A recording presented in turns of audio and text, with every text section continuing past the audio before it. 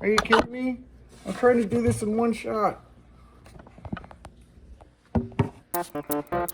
Trying.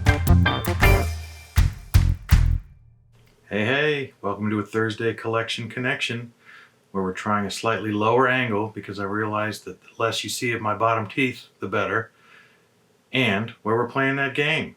It's just an excuse to talk about records. In Eric's last video, he did The Cure's Staring at the Sea compilation. I have that compilation as well. It's a classic. It's funny the way I listen to music is through iTunes, and I keep a pretty clean library, so I don't like to have duplicates.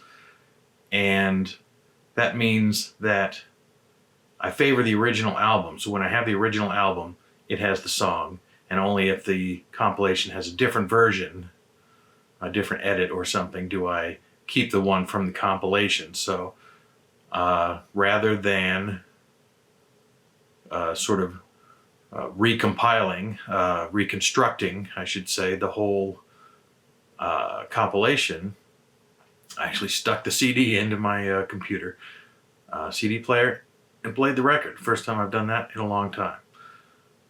It's great. It's a classic, best of, or singles collection, I should say, really. I do also have The Cure's greatest hits, which shares 7 of the tracks. And the Staring at the Sea kind of ends right at the head on the door. And it wasn't really until Kiss Me, Kiss Me, Kiss Me, at least in the US, that they actually had a solid hit in Just Like Heaven. So their greatest hits is a little heavier on the latter day. So I think Staring at the Sea was 17 tracks, and the greatest hits is 18 tracks, with a couple of new songs on there, I think. But I hadn't played Staring at the Sea, even though it was a seminal record and a mainstay in my listening rotation way back when CDs was how I listened to all my music. I hadn't listened to it in a super long time, so it was great to do that. And my connection that I came up with even while watching Eric's video was that the song, I'm trying to figure out how I'm going to talk about this without damning myself in the algorithm, because I can't afford to lose views when you only get about 15 views per video. The song Killing an Arab, the song that is entitled Killing an Arab, that's just a song, it's not me talking about this subject, created some controversy.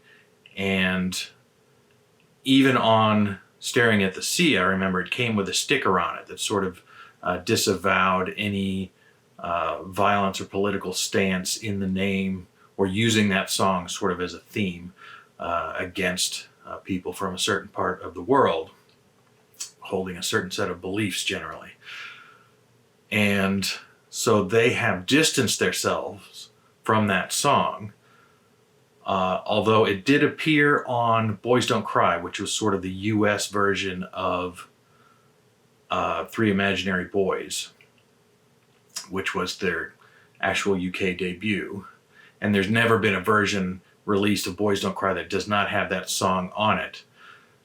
In their British releases, including the greatest hits from 2001, they do not contain that. And most tellingly, I bought a nice deluxe edition of Three Imaginary Boys, and it has the non-album singles Boys Don't Cry and Jumping on Someone Else's Train, plus a whole bunch of other material, but it does not contain the track Killing an Arab. I understand that they play it from time to time with altered lyrics, sort of, but it's a song that they've really distanced themselves from. And that made me think of another act that has distanced themselves from one of the songs on their most popular album, to the point where they stopped including it on all pressings. And unlike The Cure, where it's a little wishy-washy between disowning and abandoning the song and trying to reclaim it. This band has never gone back, and included, they dropped this song from all future pressings, so you have to have an original copy of the album, which I do. And so my connection is a song that, or an album that contains a song that the band has distanced themselves from, to the point of sort of ceasing to acknowledge that it exists. And my band is 10,000 Maniacs, and the album, In My Tribe. This is a great record. I didn't do a lot of research beforehand, because I kind of know a little about The Cure, and I know a little about 10,000 Maniacs just off the top of my head. And so they are so I didn't look at what year this came out. This is 1987, apparently. It's a 1987 album. It's a great record from a very good band, and kind of underappreciated in my own listening habits, in my own library. I have sort of their best period, which is starting with In My Tribe, going through Blind Man's Zoo and Our Time in Eden, plus an album on either side. I know the MTV Unplugged was kind of their biggest seller, I believe, but I didn't really love that one, and that was enough that I had sort of dropped them before Natalie Merchant left the band, and I can't say for certain that I've ever heard a post-Natalie Merchant 10,000 Maniacs song, even though they continue to record and release new material, I believe, to this day. So mine is concentrated around those three albums, starting with In My Tribe. And I don't think I listened to them enough. They're really good records. They're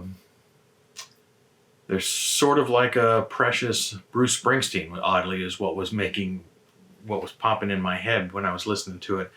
I was busy doing some stuff, and so I queued up In My Tribe, and because I listened through iTunes, I just let it play and actually made it all the way through all 5 10,000 Maniacs records that I have yesterday,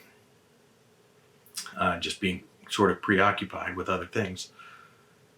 And yeah, it's great. So it made me think of Bruce Springsteen in this way, because it's his storytelling. There's a lot of subjects, that are approached from an observational standpoint. And Natalie Merchant has a great voice. She's able to kind of really sell these stories. Let's see. And the 10,000 Maniacs, In My Tribe. The singles, I believe, are What's the Matter Here, Hey Jack Kerouac, and I think there was another one, Like the Weather. There we go.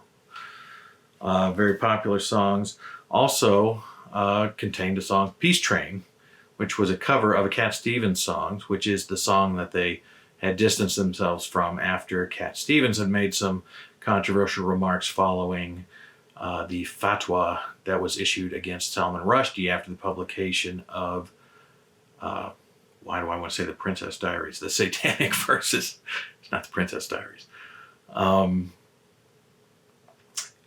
And they decided that they supported, artists and free speech. And so oddly, both The Cure and the 10,000 Maniacs, sort of coming from opposite ends of the spectrum, have sort of a Muslim undertone.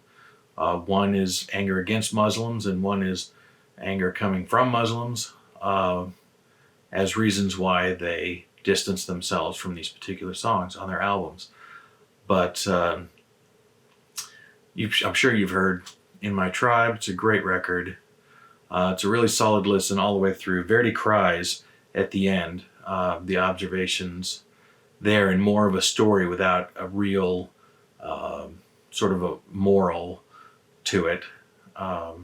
Just a beautiful song to close. But Cherry Tree talks about illiteracy and gun shy. It's not about gun control exactly, but it is about soldiers in war and how she doesn't like that. And What's the Matter Here is about abuse, child abuse, just to throw in another term that will make it hard for YouTube to recommend this video to anybody. But Don't Talk, I think, is a great underrated track on here. But they're all solid. My Sister Rose is another good story song that's kind of just about family and nostalgia. And I think it was My Sister Rose, probably as much as anything, that really made me think of Springsteen. Happened to listen to a lot of Springsteen in the last week, even though I'm not a Springsteen guy. And it's just very sharp storytelling, with a little bit of nostalgia to it. And yeah, it's a great record. It's produced by Peter Asher, I believe, who, yeah, it says in big letters there, produced by Peter Asher, who had done a lot of 70s singer-songwriters. And so this has kind of that feel. It's very organic. And yeah, the kind of music that people don't necessarily strictly associate with the 80s, but there was plenty of it out and about in the 80s.